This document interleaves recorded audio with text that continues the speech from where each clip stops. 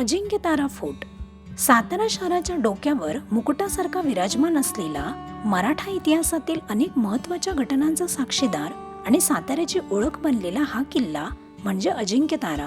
अजिंक्यतारा किल्ला सातारा शहरालगतच्या डोंगरावर समुद्रसपाटीपासून सुमारे 3300 ते 4400 फूट उंचीवर वसलेला आहे. साताऱ्याला वेढलेल्या 7 डोंगरांपैकी एका डोंगरावर हा किल्ला उभा आहे. हा किल्ला सातारा शहरापासून अवघ्या काही किलोमीटरवर आहे. विशेष म्हणजे गडाच्या माथ्यापर्यंत वाहनाने जाता येते. त्यामुळे ज्येष्ठ नागरिक किंवा लहान मुलांसह आलेल्या पर्यटकांसाठीही हा किल्ला सहज पाहता येतो. इसवी सन 1673 मध्ये छत्रपती शिवाजी महाराजांनी हा किल्ला आदिलशाहीकडून जिंकला. मराठा साम्राज्याच्या इतिहासात हा किल्ला अत्यंत महत्त्वाचा ठरला. औरंगजेबाने 1700 ते 1706 या काळात या किल्ल्यावर नंतर कब्जा केला आणि त्याचे नाव अजंतारा असे ठेवले. पण महाराणी ताराबाईंनी पुन्हा हा किल्ला जिंकला आणि त्याला अजिंक्यतारा हे नाव दिले.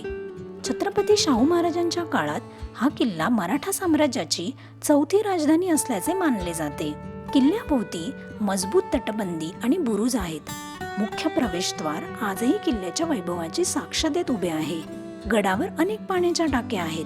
डोंगर माथ्यावर असूनही पाण्याची व्यवस्था अतिशय चांगल्या प्रकारे केलेली दिसून येते.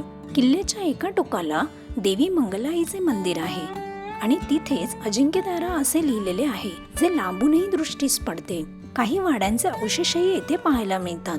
तसेच गडावर आपल्याला भगवान शंकर आणि हनुमानाचे मंदिर देखील पाहायला मिळते.